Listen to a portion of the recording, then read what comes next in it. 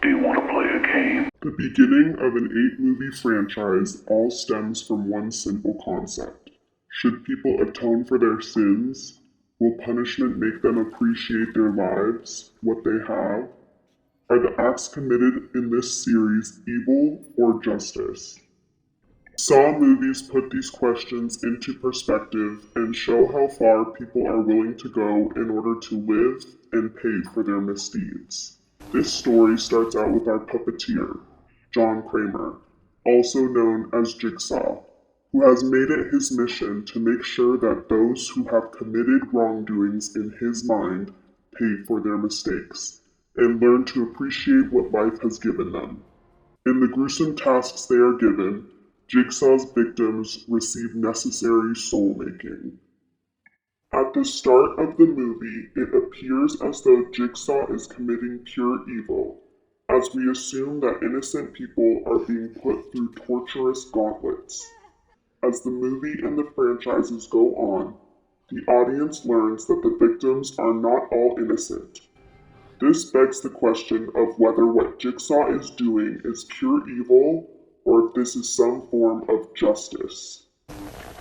He attempts to instill virtues within his victims and makes his traps with the goal of the people in them to be able to survive. All his victims are suffering from their own vices that ultimately led them down the wrong path. Although they do suffer in the moment, his intent is not to kill them, but for them to appreciate their lives. This is the overall philosophy of Seneca, a famous Stoic, who believes that suffering is a product of passion or vices, and the ultimate goal in life is to achieve virtue. All those who qualify for Jigsaw's test of redemption are those who have committed an unjust act as a product of their vices.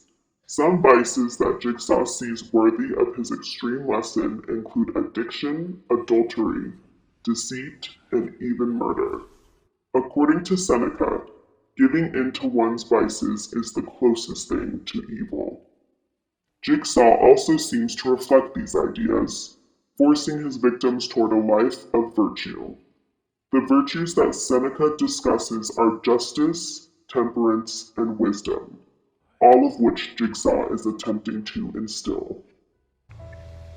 You could say that Jigsaw enjoys playing God. The suffering he inflicts upon his victims could be seen as a grotesque comparison for how God punishes Job in the Old Testament. While Jigsaw takes on the role of God in punishing the individuals, he also encompasses the qualities of Satan.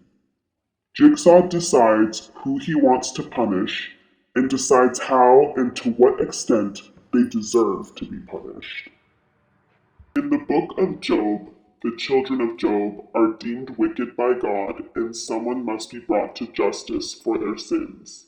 Since Job, a just man, raised his children, it is his fault that they were so wicked and therefore he must suffer. Job's children are killed as well as his servants, and he loses all of his livestock. During his suffering, one of his friends states that God communicates through suffering, and at the end of that misfortune, one realizes God's love and forgiveness.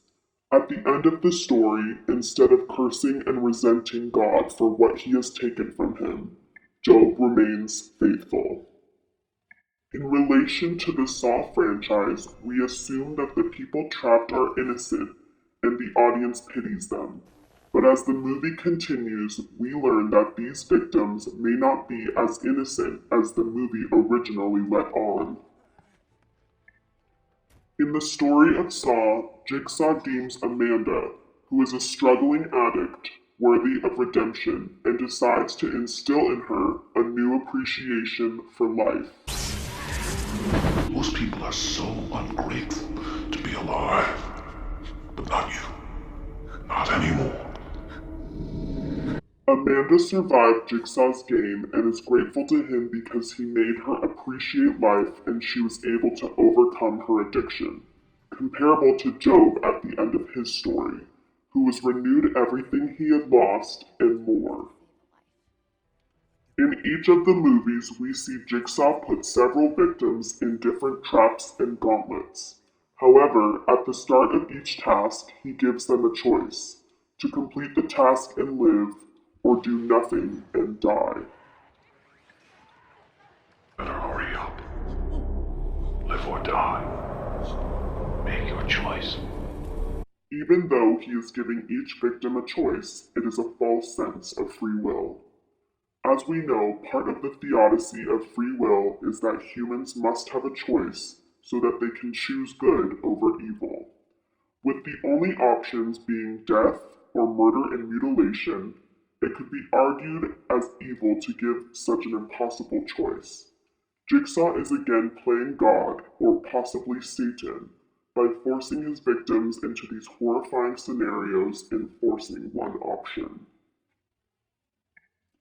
The Greek philosopher Plato would likely see some reasoning in Jigsaw's mission to punish those who commit misdeeds, as it conveys a form of justice. He would argue that the people who commit these injustices were listening to the beast that resides in their stomachs and genitals, as it favors greed, physical pleasure, selfishness, and debauchery, all of which are actions and traits that Jigsaw deems as evil. Plato has the theory that human beings bring evil upon themselves, seen as a type of karma. Jigsaw tests people with his traps for a reason. The people who he tortures he does not consider to be innocent, and believes that they must be punished for their wrongdoings.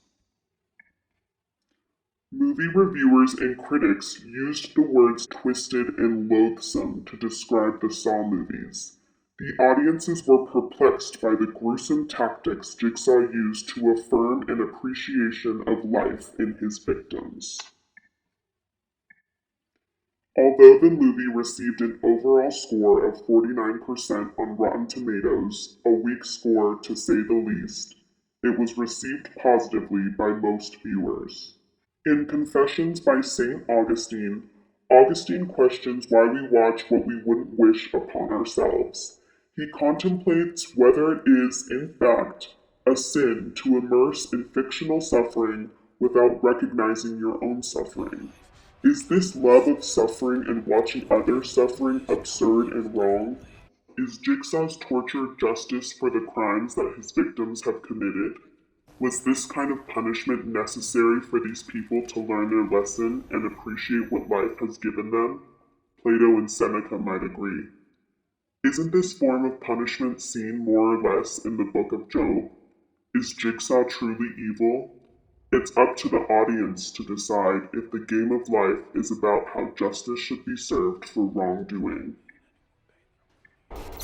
Do you want to play a game?